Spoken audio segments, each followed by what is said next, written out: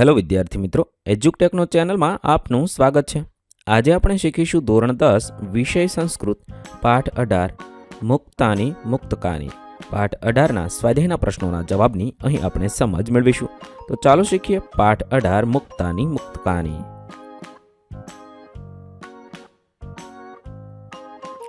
પ્રશ્ન નંબર 1, વિકલ્પેભ્યઃ સમુચ્ચિતમ ઉત્તરમ ચિનુત।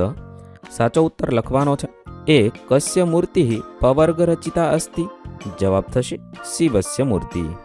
2, किम उपादेयम् अस्ति? जवाब थशे गुरुवचनम्। 3, यः शिष्यस्य खाली जग्या उद्यतः सः गुरु, यः शिष्यस्य हिताय। 4, का नदी त्वरिता वहति? जवाब थशे गंगा। 5, कर्मणा पुरुषः खाली जग्या भवति? जवाब थशे बहुव्रीहि। 6, मृद्गेहे नित्यं की वर्तते? जवाब थशे अव्यविभाव वर्तते। 7, तृतीया विभक्ते रूपम किम? मया। 8, विद्यार्थ कृदन्तस्य उदाहरण किम? कर्तव्यम थशे। प्रश्न नंबर 2, अकेन वाक्यन संस्कृत भाषायाम् उत्तरत। 1, हेयं किम अस्ति? अकार्य हेयम् अस्ति। 2, का कैलासं नगं नयति? गान सरस्वती कैलासम नगम नयति। 3, पितु काह आज्ञा? शस्त्रम न खलु कर्तव्यम इति पितुः आज्ञा। प्रश्न नंबर 3, रेखांकितानां पदानां स्थाने प्रकोष्ठात् पदम चित्वा प्रश्नवाक्यम रचयत। कौंसमां आपेला शब्दों उपयोग करी प्रश्नवाक्य बनाववानुं छे। 1, युधिष्ठिरः धर्मस्य पुत्र। तो युधिष्ठिरः कस्य पुत्र? 2, गंगा कैलासम न नयति। का कैलासम न नयति? 3, वृक्षस्यग्रे फलं दष्टं। वृक्षस्यागे किं दष्टं? प्रश्न नंबर 4, संधि विच्छेदं कुरुतु। 1, अपवर्ग प्रदास्तु। तो अपवर्ग प्रदा वत्ता अस्तु। 2, अपूर्वोऽयं। तो अपूर्व वत्ता अयं।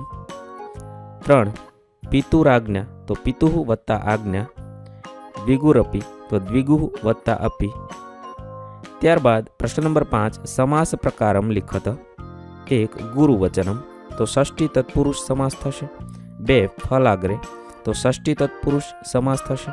3, गान सरस्वती। तो षष्ठी तत्पुरुष समास थशे। 4, बहुव्रीहि।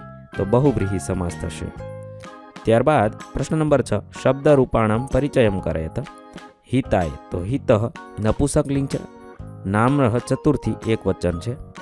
2, हंसस्य। तो हंस पुरुष है। नाम षष्ठी एक वचन है। मया। तो अस्मद त्रीजो पुरुष। लंगेशु समान सर्वनाम तृतीया एक वचन है। कमल लोचने। तो कमल लोचना स्त्रीवचन है। नाम संबोधने एक वचन है।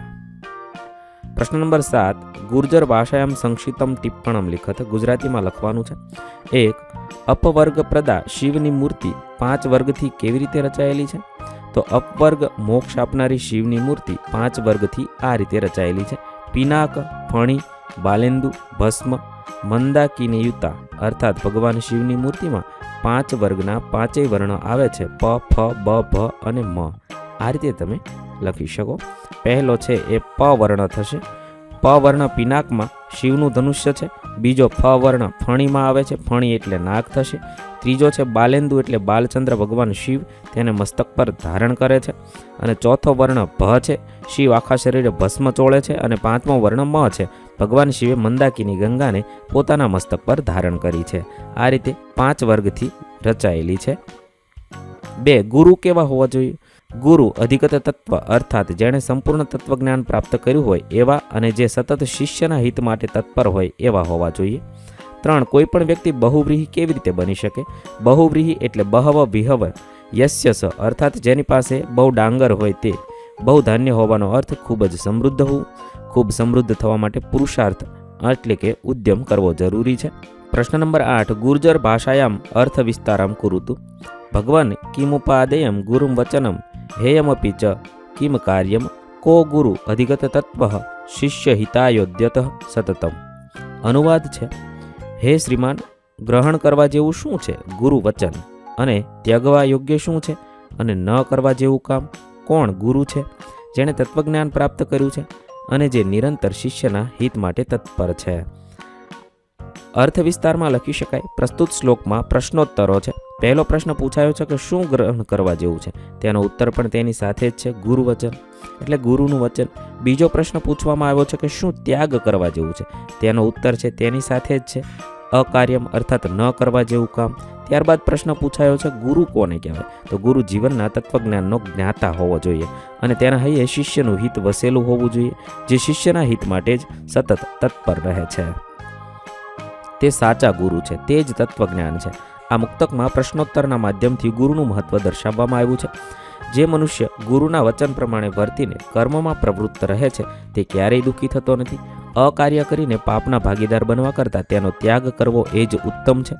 ગુરુ અજ્ઞાનરૂપી અંધકારમાંથી જ્ઞાનરૂપી પ્રકાશ તરફ લઈ જાય છે. શિષ્યના વ્યક્તિત્વના વિકાસ અને કલ્યાણ માટે સદાવ તત્પર રહે છે. શિષ્યના જીવનને ઉજ્જવળતાના પંથે લઈ જનાર પ્રકાશ છે. સાચો ગુરુ જ શિષ્યનો તારણહાર બને છે અને તેના જીવન પંથનો માર્ગદર્શક બની રહે છે. 2. યથા નયતિ કૈલાસમ નગમ જ્ઞાન સરસ્વતી તથા નયતિ કૈલાસમ ન ગંગ ન સરસ્વતી. અનુવાદ છે, જેમ જ્ઞાનરૂપી સરસ્વતી કૈલાસ પર્વત ઉપર લઈ જાય છે તેમ કૈલાસ પર ગંગાને સરસ્વતી પણ લઈ જતી નથી. અર્થ વિસ્તાર થશે. આ શ્લોકમાં શાબ્દિક ચમત્કૃતિ છે. શ્લોકના બીજા અને ચોથા ચરણના અક્ષરો સમાન છે, પણ તે અક્ષરોને બે રીતે જોડવાથી બે જુદા જુદા અર્થ સમજાય છે. બે જુદા જુદા અર્થ સમજાય છે, જેમ કે પહેલું છે કૈલાસમ નગમ જ્ઞાન સરસ્વતી. નગમ એટલે પર્વત, ન ગચ્છતિ ઇતિ નગ.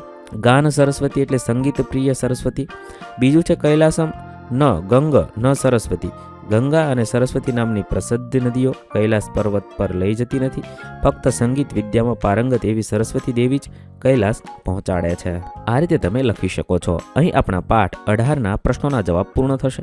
વિદ્યાર્થી મિત્રો, ધોરણ 10ના સંસ્કૃત વિષયના તમામ પાઠના પ્રશ્નોના જવાબના વિડીયો આપણી ચેનલ પર ઉપલબ્ધ છે, જે તમે ધોરણ 10 સંસ્કૃત નામના પ્લેલિસ્ટમાંથી મેળવી શકો છો. પ્લેલિસ્ટની લિંક વિડીયોના ડિસ્ક્રિપ્શનમાં આપેલી છે. તથા જો તમારે તેની પીડીએફની જરૂર હોય તો તે તમે આપણી એપ્લિકેશન પરથી મેળવી શકો છો. એપ્લિકેશનની લિંક પણ વિડીયોના ડિસ્ક્રિપ્શનમાં આપેલી છે. વિદ્યાર્થી મિત્રો, આપેલા વિડીયોની જો તમારે પીડીએફની જરૂર હોય તો તમે આપણી એપ્લિકેશન સ્માર્ટ સાથી પરથી મેળવી શકશો. વિદ્યાર્થી મિત્રો, આપણી એપ્લિકેશન સ્માર્ટ સાથી પ્લે સ્ટોરમાં આવી ગઈ છે, જેની અંદર તમે બધા વિભાગ જોઈ શકો છો. તેની અંદર વિવિધ ધોરણ છે. ધોરણ ઉપર ક્લિક કરતા વિવિધ વિષય ખુલશે. વિષય ઉપર ક્લિક કરતા તેની અંદર આવતા પાઠ ખુલશે. તેની અંદરથી તમે પાઠ્યપુસ્તક પણ ડાઉનલોડ કરી શકો છો. તેની અંદર આપેલા પાઠમાં ક્લિક કરતા તમે પાઠની પીડીએફ, સ્વાધ્યાયની પીડીએફ, સ્વાધ્યાયન પોથીની પીડીએફ, પાઠના વિવિધ વિડીયોઝ, સ્વાધ્યાયના વિડીયોઝ, સ્વાધ્યાયન પોથીના વિડીયોઝ બધું જોઈ શકો છો અને ડાઉનલોડ પણ માત્ર એક ક્લિકમાં કરી શકો છો. વિદ્યાર્થી મિત્રો, આપણી એપને સપોર્ટ કરજો, ડાઉનલોડ કરજો.